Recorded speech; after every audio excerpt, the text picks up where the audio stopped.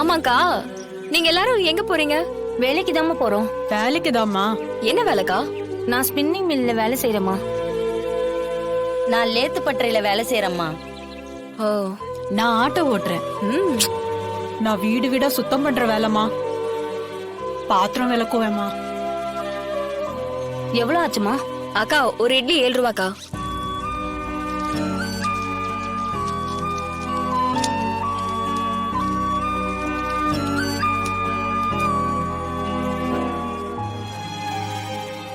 அக்கா, இந்த போட்டோல இருக்கிறது யாரு?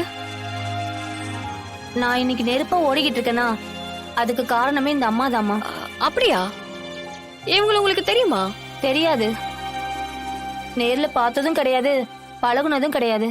இந்த ஏரியால தான் இருக்காங்க. ஒரு நாள் பார்க்கணுமா அவங்கள? அப்புறம் எப்படி இவங்களோட போட்டோவை நீங்க வச்சிருக்கீங்க?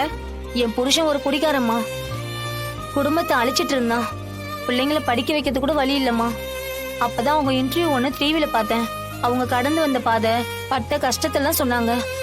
அவ்வளோ கஷ்டத்தை சந்திச்சு இன்னைக்கு ஜனா ஃபுட்ஸ்னு ஒரு பெரிய சாம்ராஜ்யத்தை உருவாக்கியிருக்காங்க. அவங்க பட்ட கஷ்டத்துக்கு முன்னாடி நான் படுற கஷ்டம்லாம் ஒண்ணுமே இல்லம்மா. இப்ப நான் ஸ்பின்னிங் மில்ல வேலை பார்க்கறேன். வீட்லயும் தையல் மிஷின் போட்டு தைக்கிறேம்மா. இது அப்படியே டெவலப் பண்ணி கான்ட்ராக்ட் எடுத்து செய்யணும். அதுதான் என்னோட ஆசை. அதெல்லாம் செஞ்சு நானும் ஒரு அடையாளமா மாறுவேன். அன்னைக்குதான் இவங்களை போய் பார்க்கணும்னு இருக்கேன். எங்களை மாதிரி பொம்பளைங்களுக்கெல்லாம் இந்த அம்மா தாம்மா ரோல் மாடல். இந்த அம்மா எங்க இருந்தாலும் நல்லா இருக்கணுமா.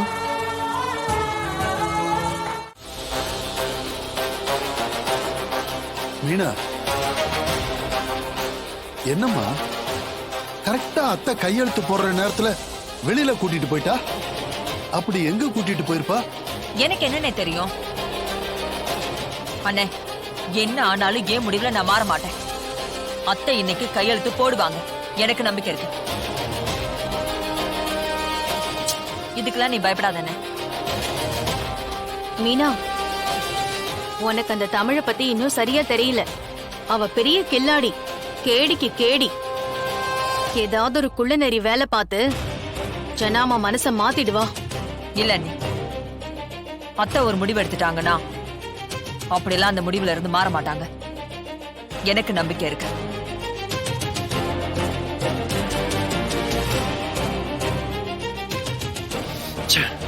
சிபி, தமிழ் எங்க போயிருக்கும்பா? அதான் தெரியலப்பா.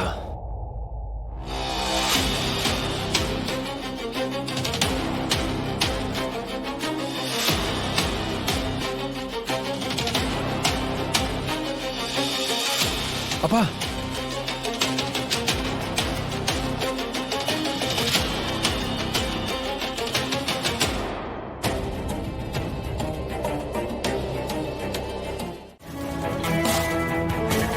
அவதான் என்னோட உரிமையான வாரிசு.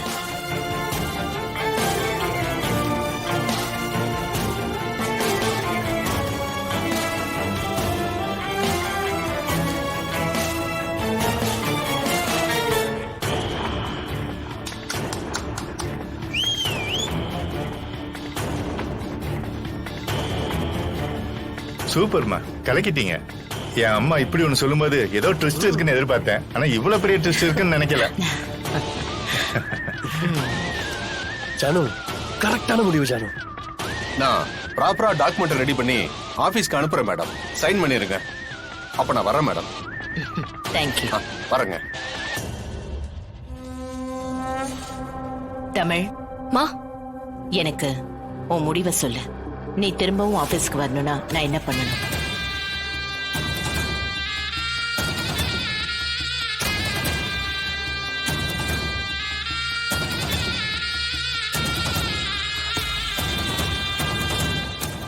ஜனாமா, எனக்கு சம்பளம் வேணும் ஜனாமா.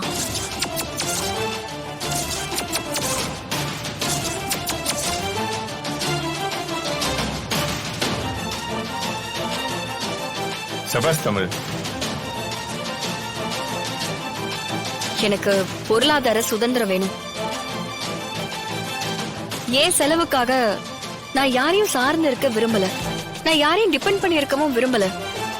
ஒரு பொண்ணுக்கு இருக்கிற பெரிய சுதந்திரமே பொருளாதார சுதந்திரம் தான்.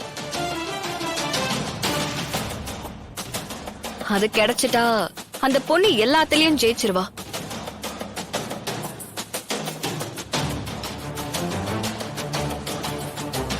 மீனா, இதுதான் என் வாரிசு. அவ அன்புக்கு கட்டுப்படுவா. ஆனா அநீதிக்கும் அதிகாரத்துக்கும் என்னைக்குமே தலை வணங்க மாட்டா. தமிழ நீ அதிகாரத்தால அடக்கி வைக்கணும்னு நினைச்ச. ஆனா எல்லாத்தையும் ஜெயிச்சுட்டு மேல வந்துட்ட பாத்தியா?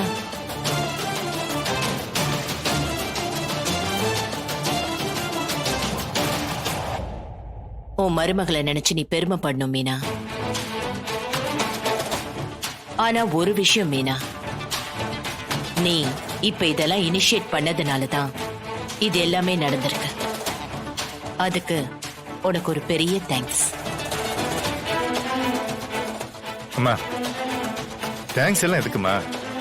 அதான் அவ பிள்ளைக்கும் புருஷனுக்கும் பொறுப்பு கிடைச்சதுல அவளுக்கு சந்தோஷம் தானே. அதுக்கு அவ தானே தேங்க்ஸ் சொல்லணும். ஏன் மீனா, நீ நினைச்சதை சாதிச்சிட்டல.